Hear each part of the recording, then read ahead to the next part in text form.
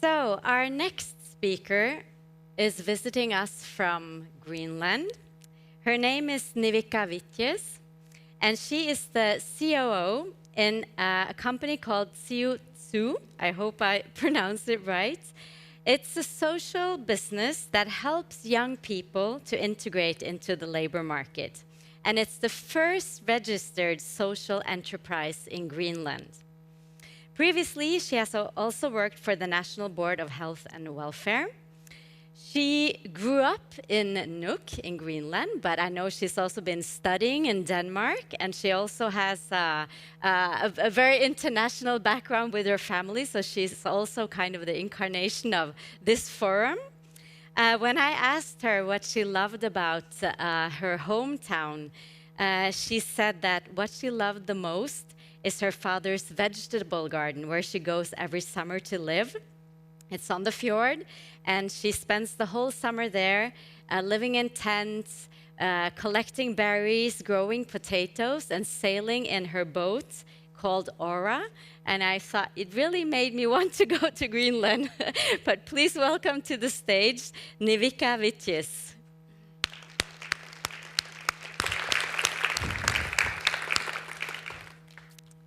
Thank you very much.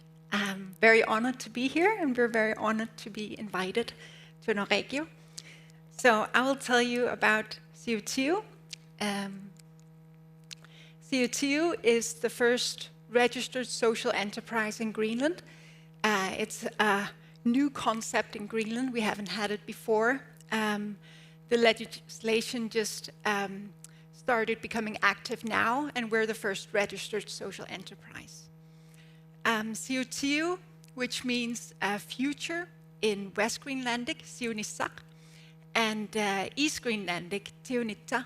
So it's a combination of East and West, and means future.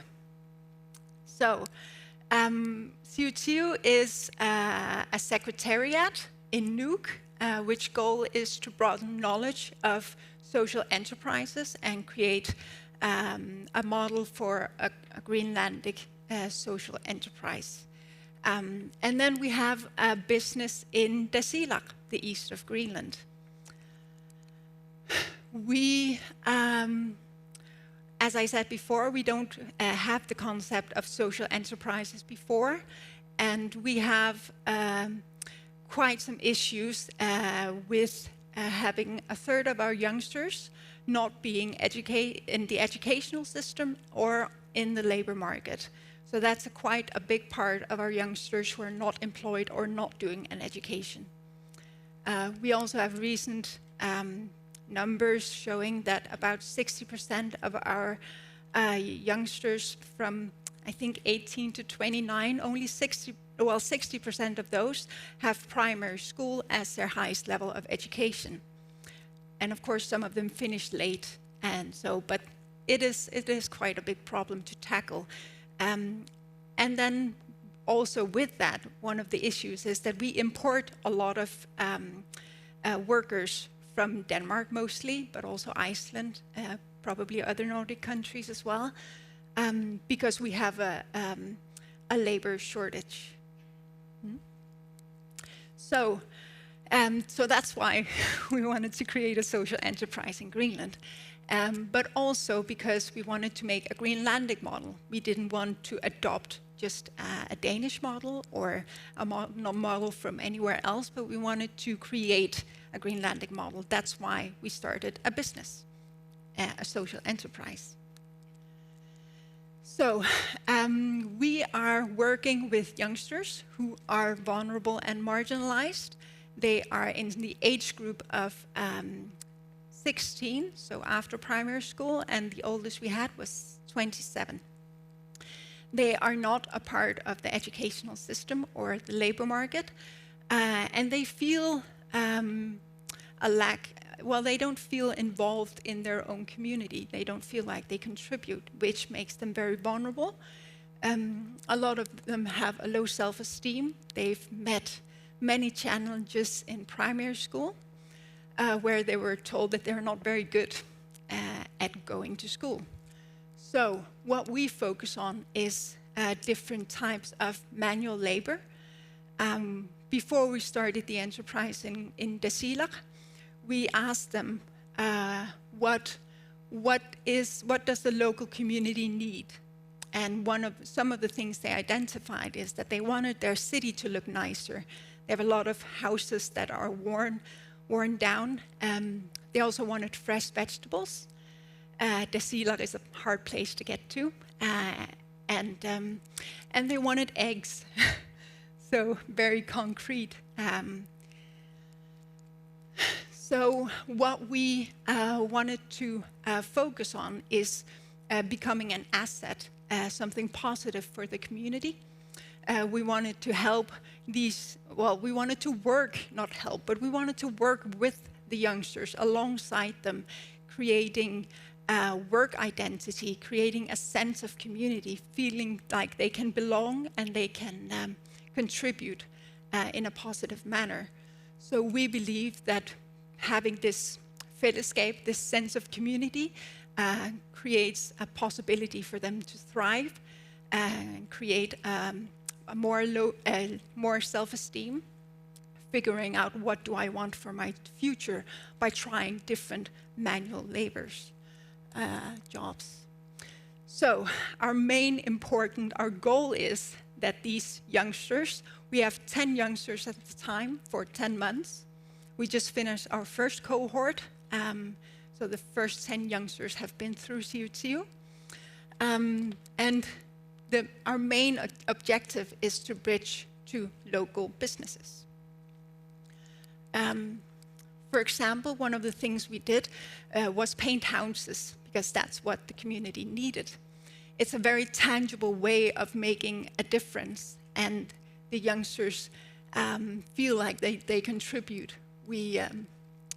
So we made a collaboration with the local painter, Maler Mr. Hans, and asked him if we could be subcontractors to the painting of houses in Desilag. So that's what we did the first year, at least in the summer, where we painted these houses. And we don't want to be a competition for the local businesses. We want to be an add-on. So we are very aware not to take jobs away from, for example, Maler Mr. Hans, the painter. But this year we asked him if it was okay to paint some houses ourselves. And he was okay with it because he had enough to do this season, so we could start painting houses on our own. So that is one example. We've also been building bridges. We've also been cleaning up and lots of different jobs during the year. So the way we do it is that we work together with the local businesses, but we also do internships where they get the opportunities to try different job opportunities to see if it would work out for them. Is it something that they could see themselves in? Because a lot of the youngsters have already also tried maybe an educational path or trying to get those grades a bit higher from primary school for them to be able to move on in the educational system. But when you don't see your end goal, it's hard to stay motivated. So we do internships. We have a youngster doing an internship with the local carpenter, building the place to sell Greenlandic food. We also had one who worked at the auto repair shop, and lots of different internships, which can ultimately lead to employment. It is a way better investment for the local business to have a sustainable labor force, a local labor force who already knows the language, who already knows the culture, who will stay there, probably create a family, instead of having to import labor force for a season. Also, a lot of knowledge gets lost in that sense. So for them, it's also an investment for them to create these opportunities for the youngsters in Desilag. What we are good at as well in Siu-Tsiu is looking at what skills do our youngsters have. A lot of them have, as I said, a low self-esteem, So the ability to see one's own skills and competencies or resources can be difficult. So we are very good at seeing that and saying, maybe you should try an internship here because that could be something for you. We see that you thrive with this and you're good at it. We see what labor markets need labor force. We also try to see if that could be a possibility for our youngsters. And I'm running out of time. So a bit about our economy, probably not that interesting, or you can ask me in the break. I just wanted to show a picture that we also created a garden, 66 degrees north in the Arctic, where we grow local vegetables. And so there's something about youngsters and vegetables that just work really well. So we're very proud of that. Yeah. Yeah. We also get involved in the community to bring, to give back, to feel a sense of community, to feel like you belong and that you're an asset for your local community. And yeah, our youngsters. And that was it for me, I think.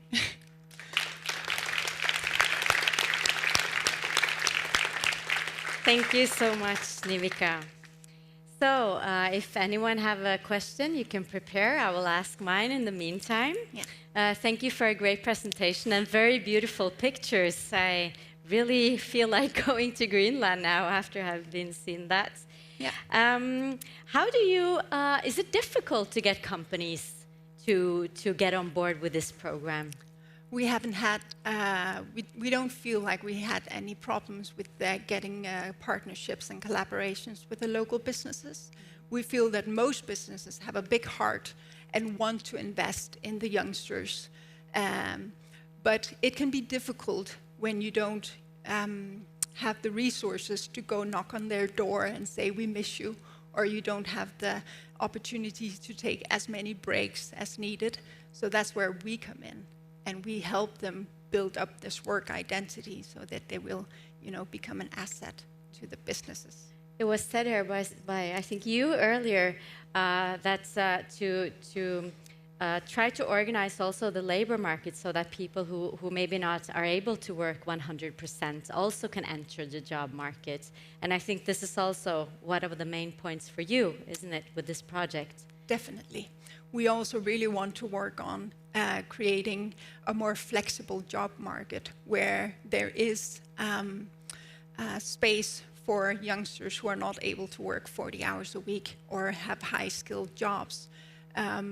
So we create a bit more of a flexible market, and we actually use the skills that are there because they have lots of skills, but we've created a very narrow path through our educational system or a narrow path in our labor market. So becoming more flexible could also create or tap into these, what do you call it? Resources. Resources that have not been used.